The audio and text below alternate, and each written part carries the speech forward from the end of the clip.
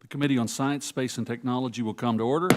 Without objection, the chair is authorized to declare recess of the committee at any time pursuant to Committee Rule 2F and House Rule 11. Any requested votes will be postponed. Today we meet to consider H.R. 8613, the NSF and USDA Interagency Research Act, and H.R. 8665, the Supercritical Geothermal Research and Development Act, and H.R. 8673, Expanding Partnerships for Innovation and Competitiveness Act, as well as H.R. 8674, Milestones for Advanced Nuclear Fuel Act. I now recognize myself for an opening statement. Thank you all for joining us at this markup where we'll consider 2 energy bills and 2 research and technology bills. Before we begin, I'd like to introduce the newest member of the committee, member of Congress, I should say, and our committee, Representative Fong from California. He will be serving on our Environment and Oversight subcommittees, and please join us in welcoming him to the committee. The first item on our agenda today is a bill to strengthen the cooperation between the National Science Foundation and the Department of Agriculture. And I'm proud to sponsor this bill along with Representative Salinas to improve our ability to conduct critical agricultural research. The NSF and USDA both have unique capacities when it comes to supporting cutting-edge research. NSF has a tremendous research infrastructure and a proven history of supporting scientific breakthroughs. And USDA has world-leading agricultural scientists and a deep familiarity with the challenges facing our farmers. By improving collaboration between these 2 agencies, we can ensure innovative solutions to support our domestic food supply. As a farmer and rancher myself, I'm well aware of the value of technological innovations in improving how we produce our crops. I'm excited for the possibilities that will come from this new collaboration between the NSF and USDA. Next, we'll consider the Supercritical Geothermal Research and Development Act, another bill sponsored by myself and Representative Salinas. This bill will expand research at the Department of Energy to help develop supercritical geothermal energy. Unlike traditional geothermal, this power source involves drilling deep into the ground and taking advantage of high temperatures there. I'm from a state with a strong geothermal industry. I know the power of this clean energy source, and I value it as a part of the all-of-the-above American energy strategy.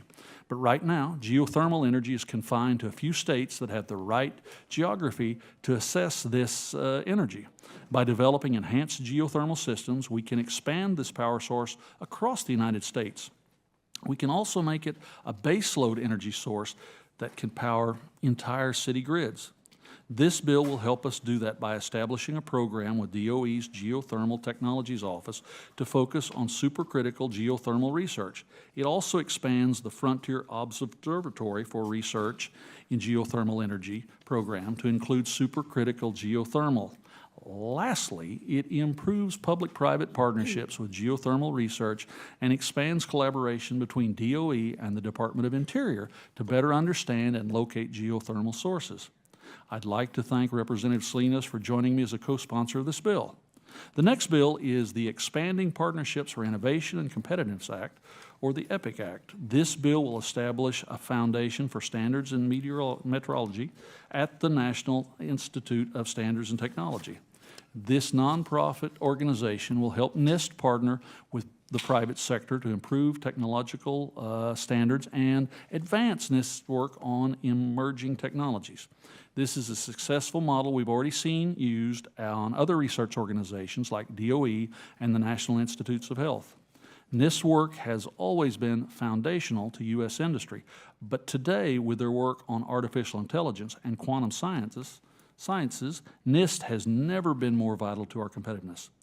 It's critical that we commercialize and capitalize on this work, and this bill helps us do just that.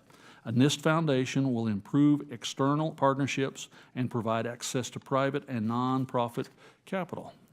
And I'd like to thank Representative Stevens and Representative Obernolte for their leadership and thoughtfulness in developing this legislation. The last bill we'll consider today is the Milestones for Advanced Nuclear Fuel Act, sponsored by Representatives Williams and co-sponsored by Representative Sorensen. For decades, we've relied on Russia to supply the enriched uranium necessary to power nuclear reactors. The U.S. has very little capacity to produce nuclear fuel and none at all when it comes to the fuel necessary to power the next generation reactors. Any clean energy future must include nuclear power. It is reliable, affordable, and zero emission. So we need to be serious about developing an American supply of nuclear fuel. This bill will help us get there. It establishes a milestone-based framework for the development and demonstration of nuclear fuel projects. This approach, where funding is contingent on hitting strategic milestones along the way, ensures that our tax dollars are being spent efficiently and that we're getting real results from our investments. It's a smart, practical bill, and I want to thank Representatives Williams and Sorensen for their work on it. I believe we have a solid roster of legislation before us today, and I am anticipating a productive markup. I appreciate all the bipartisan work that's gone into these bills, and I look forward to passing them today. With that, I now recognize the ranking member, Ms. Lofgren, for her opening statement.